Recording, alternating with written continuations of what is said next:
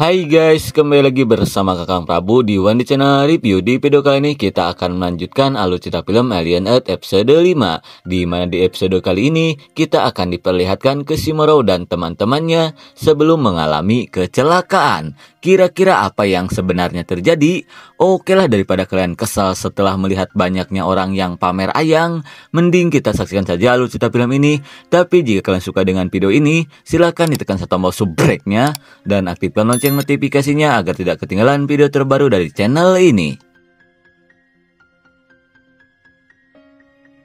Di episode yang kelima ini kita diperlihatkan kembali Kishimuro dan teman-temannya yang sedang berada di kapal antariksa Wayland Yutani sebelum kapal itu mubui menabrak bumi.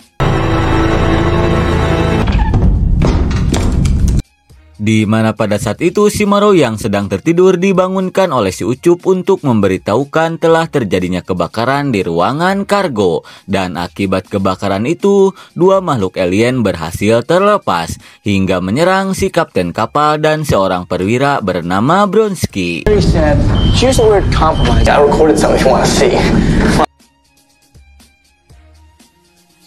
Dan sesampainya di ruangan UKS, Shimaro pun langsung menanyakan apa yang sebenarnya sudah terjadi. Kemudian mereka pun langsung menceritakan di mana pada saat itu si kapten kapal dan si perwira berniat untuk memadamkan api yang terbakar di ruangan kargo. Namun suenya mereka malah diserang oleh kedua makhluk alien yang terlepas. Hingga setelah itu mereka pun mencoba untuk melepaskan si makhluk dari tubuhnya si kapten. Namun suenya makhluk itu malah mengeluarkan cairan asam hingga membuat si kapten modar mengenaskan. Quiet. Dan setelah melihat si perwira Bronski masih hidup, si Mila pun berniat untuk menghabisi si makhluk agar bisa menyelamatkan nyawanya si Bronski. Namun Shimaro melarangnya karena nyawa makhluk itu sangatlah berharga. Kemudian si astronot senja pun berniat menyimpan si makhluk dan si Bronski itu di sebuah kapsul dan membekukannya. Karena dia yakin dengan cara itu mereka berdua akan tetap hidup selama perjalanan menuju bumi. Setelah mendengar hal itu, Shimaro pun meminta ke yang lainnya untuk mengecek kurungan makhluk alien yang sudah mereka tangkap karena takutnya ada makhluk alien lain yang terlepas.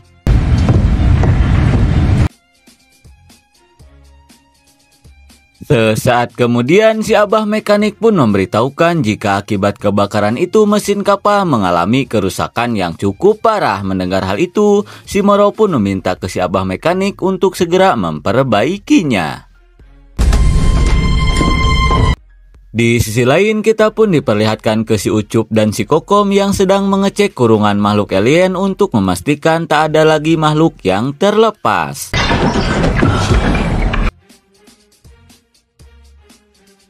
Sementara itu Shimaro pun yakin jika kebakaran ini sudah disabotase seseorang agar kondisi di kapal ini menjadi kacau. Dan jika kekacauan itu benar-benar terjadi, Shimaro yang seorang kepala security di kapal ini pun meminta ke si Mila untuk menjaga semua para makhluk alien itu agar tetap aman. Terlebih lagi nyawa para makhluk alien itu lebih berharga dibandingkan semua kru yang ada di kapal ini. Sementara itu di ruangan lain kita pun diperlihatkan ke si Teng dan si Dokter Bewok yang sedang memasukkan si Bronski ke sebuah kapsul. He wasn't a good man. Dirasa semuanya sudah aman, si Dokter Bewok pun mengajak si Ucup agar membantunya menyiapkan jasad si kapten untuk melakukan kremasi luar angkasa.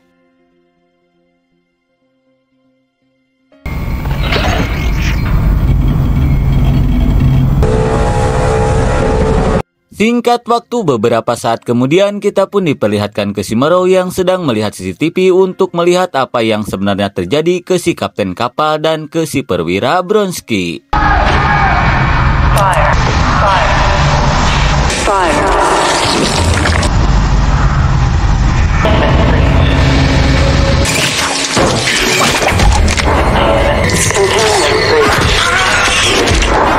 Setelah melihat hal itu, Shimaro yang merasa janggal pun langsung memutar rekaman sebelum kekacauan itu terjadi. Hingga tidak lama kemudian dia pun melihat seseorang yang masuk ke ruangan itu. Dirasa dialah pelakunya, Shimaro pun berniat mencari tahu siapa orang itu. Sesaat kemudian si Moro pun langsung menemui dua mekanik kapal untuk menanyakan kondisi mesin kapalnya saat ini. Lalu si abah mekanik pun memberitahukan alat komunikasi di kapal ini mengalami kerusakan yang cukup parah, di mana dia yakin jika kerusakan ini seperti disengaja oleh seseorang. Mendengar hal itu, si Moro pun meminta ke mereka untuk merahasiakannya sebelum dia menemukan siapa pelakunya.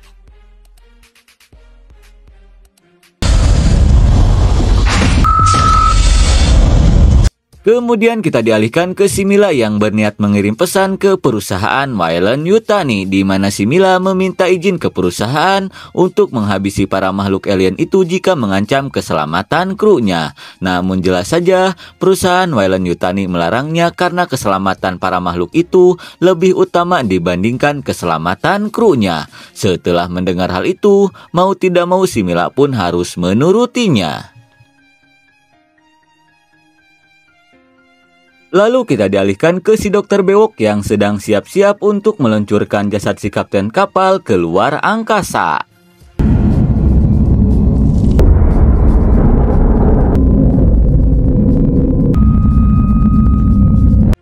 Namun setelah itu tiba-tiba sisi lain bagian kapal mengalami ledakan, dan akibat ledakan itu si abah mekanik pun memberitahukan jika bahan bakar di kapal ini dalam waktu 24 jam akan habis, dan setelah itu dipastikan kapal ini akan segera menabrak bumi. Dirasa itu sangat berbahaya, si Mila pun berniat untuk meminta bantuan.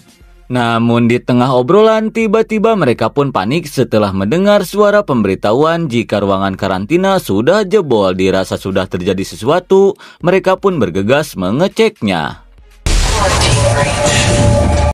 Dan sesampainya di sana, sontak saja si Mila pun sok parah setelah melihat si Blonsky sudah modar mengenaskan dengan perut yang bolong. Melihat hal itu, si Moro pun langsung memberitahukan jika itu diakibatkan oleh bayi Xenomorph. Karena sebenarnya saat makhluk itu menempel di wajahnya si Blonsky, makhluk itu telah menanamkan sebuah sperma ke tubuhnya si Blonsky. Dan setelah spermanya tumbuh besar, maka dia akan segera keluar dari dalam tubuhnya. Dan sekarang mereka harus segera menangkap makhluk itu jika ingin semua kru selamat. You saw the containment.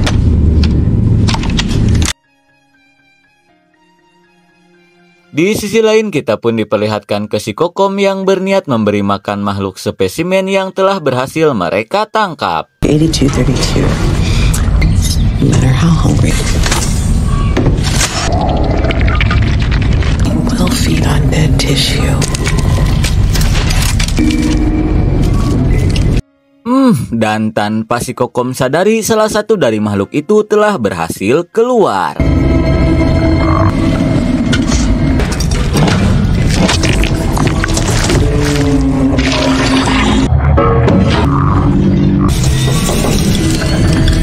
Tidak lama kemudian si dokter bewok pun datang, namun seketika dia pun panik setelah melihat makhluk spesimen terlepas. Tanpa pikir panjang dia pun langsung menangkapnya. Walaupun berhasil mengurungnya kembali, namun tanpa mereka sadari makhluk itu telah menanamkan bibit di botol minumannya si Kokom.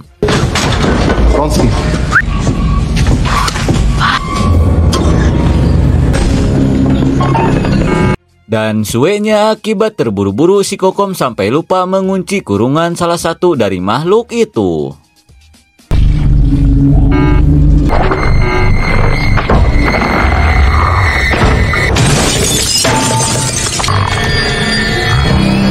Hingga akhirnya si makhluk itu pun berhasil terlepas. Kira-kira apa yang akan terjadi selanjutnya? Sesaat kemudian mereka pun dikumpulkan oleh si Mila untuk memberitahukan di mana sekarang makhluk bernama Xenomorph telah berkeliaran di kapal ini dan mereka harus segera menangkapnya sebelum hal mengerikan terjadi. Namun bukannya mendengarkan, si Udin malah sibuk untuk barang hakan. Fuck. You're upset now, you know? That's good. Darling. Mamam tahsiah akibat sibuk barang hakan, si Udin yang tersedak pun langsung meminum airnya si Kokom yang sudah dipenuhi bayi-bayi alien. Sementara itu si Moro yang kesal pun langsung meminta ke mereka untuk serius menanggapi hal ini, terlebih lagi dua di antara mereka telah menjadi korbannya. Di mana si Moro yakin jika di antara mereka lah orang yang telah menyebabkan kekacauan ini. Kemudian dia pun menyuruh si Mila untuk mencari keberadaan makhluk itu diantar oleh si Kokom. Sementara yang lainnya akan si Moro interogasi agar dia tahu siapa pelakunya.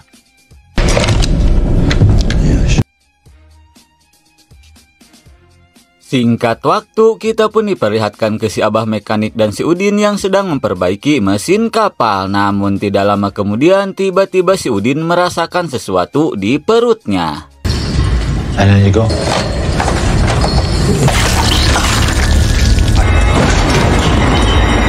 Dan akibat meminum air itu, kini si Udin pun harus muntah darah hingga dia pun harus pingsan. Di sisi lain, kita pun diperlihatkan ke si Mila dan si Kokom yang berniat mengecek ruangan kargo. Namun sesampainya di dalam, mereka pun sok parah setelah melihat salah satu makhluk alien itu sudah terlepas. Hingga di tengah kepanikan, tiba-tiba si Dokter Bewok memanggil mereka untuk segera ke ruangan klinik. Dirasa sudah terjadi sesuatu, mereka pun bergegas pergi ke sana.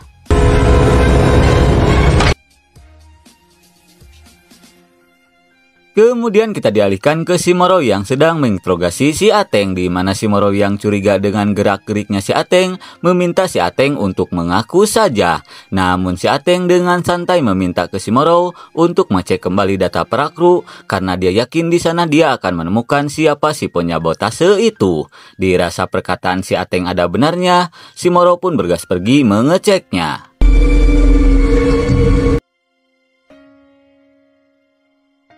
Dan setelah mengecek semua data para kru, si Moro pun kaget setelah menemukan sebuah percakapan krunya yang bernama Petrov dengan si Boy, di mana si Petrov yang sudah kolot meminta ke si Boy untuk membuatkan tubuh baru untuknya.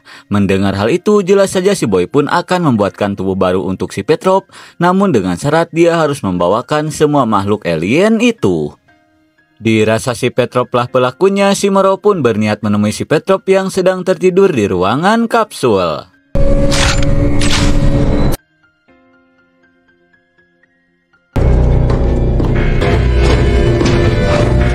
Namun sesampainya di sana, si Moro pun sangat kesal setelah melihat si Petrov sudah menghilang dari tempat tidurnya. Hingga di tengah kekesalan, dia yang mendapatkan pemberitahuan dari ruangan klinik pun bergegas pergi ke sana.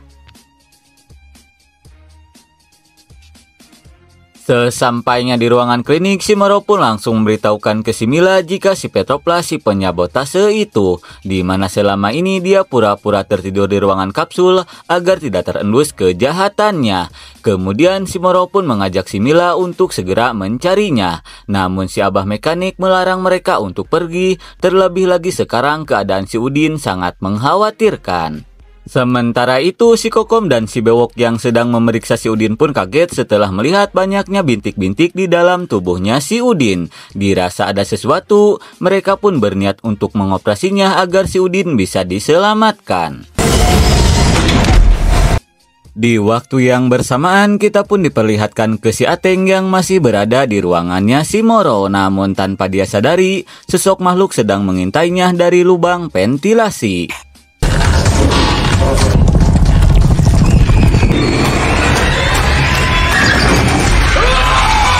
Malang sekali si Ateng pun harus modar mengenaskan setelah tangkurak botaknya dikokop makhluk alien.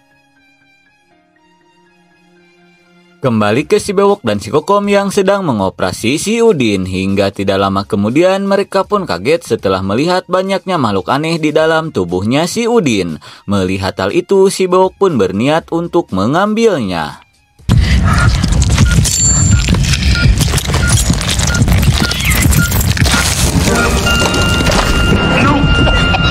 Namun ternyata makhluk itu bukan hanya menghisap darah saja, melainkan dia juga bisa mengeluarkan racun dari hitutnya. Dan suenya, akibat tidak memakai pengaman, si Kokom dan si Bewok pun harus terkena racun itu. Melihat hal itu, si Abah mekanik pun berniat untuk menolong mereka, namun si Moro melarangnya karena itu sangatlah berbahaya. Kemudian dia pun menyuruh si Mila untuk segera menyegel pintu ruangan itu.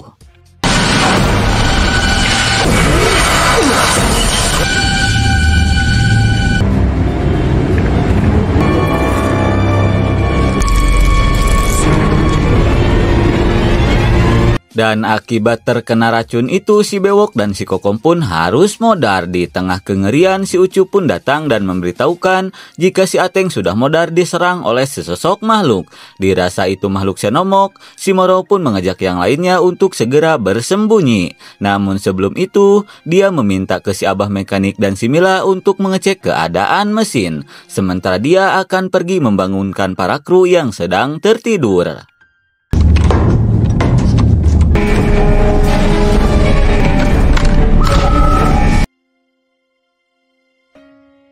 Selepas si Moro dan si Ucup pergi, si Abah Mekanik pun mengajak si Mila untuk segera bergegas. Namun si Mila yang masih kena mental akibat kematian rekan-rekannya tak menjawab perkataan si Abah. Melihat hal itu, si Abah Mekanik pun bergegas pergi meninggalkan si Mila.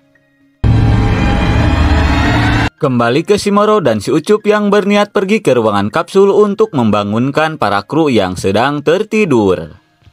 To use the electric rounds, we can't afford to hurt.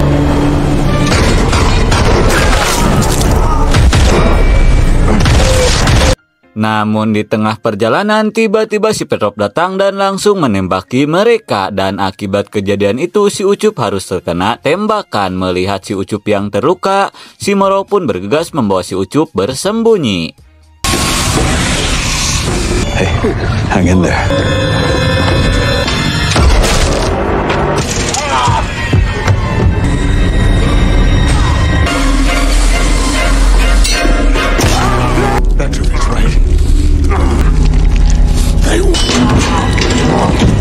Walaupun si Ucup harus modar terheadshot, namun pada akhirnya si Moro berhasil mencucuk si Petrov hingga dia pun harus modar mengenaskan. Setelah itu dia pun bergegas pergi menemui teman-temannya. Kembali ke si Mila yang sedang menaburkan tanah untuk menghormati kematian si Kokom dan si Bewok. Namun tanpa dia sadari, sesosok makhluk alien sudah ngajogrok di belakangnya.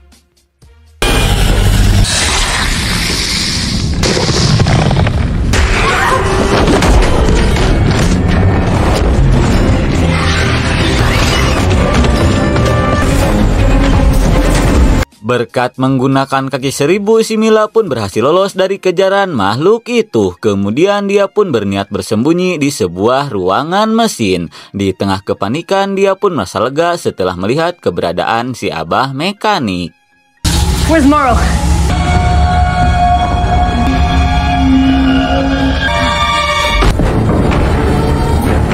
Namun ternyata si Abah Mekanik sudah dikendalikan oleh si alien bermata satu hingga dia pun langsung menyerang si Mila. Apakah si Mila akan baik-baik saja? Tidak lama kemudian si Moro pun datang untuk menyelamatkan si Mila yang ternyata masih hidup. Namun seketika si Moro pun kaget setelah melihat si Abah Mekanik sudah dikendalikan oleh si alien. Melihat hal itu dia pun berniat untuk melumpuhkannya.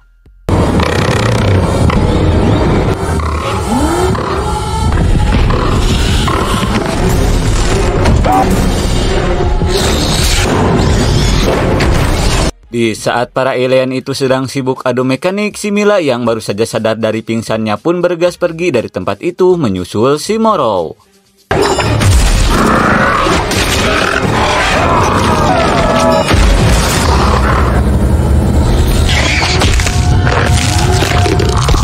Dan setelah menghabisi si alien bermata satu, si makhluk Xenomorph pun berniat untuk menghabisi si Moro dan si Mila. Dan kita pun akan diperlihatkan kembali ke adegan yang ada di episode 1.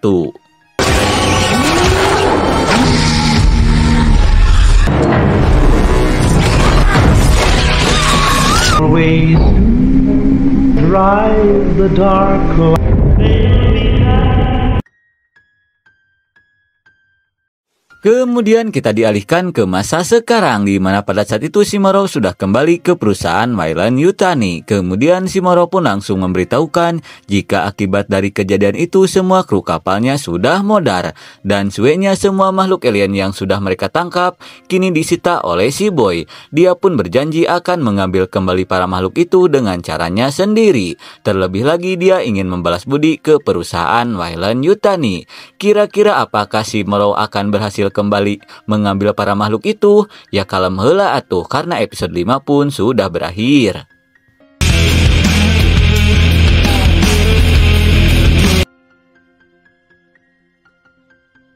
Oke lah ngap, mungkin segitu saja alur cerita film dari NNT episode 5. Maaf jika salah kata, nantikan episode selanjutnya hanya di One Channel Review. See you next and bye-bye.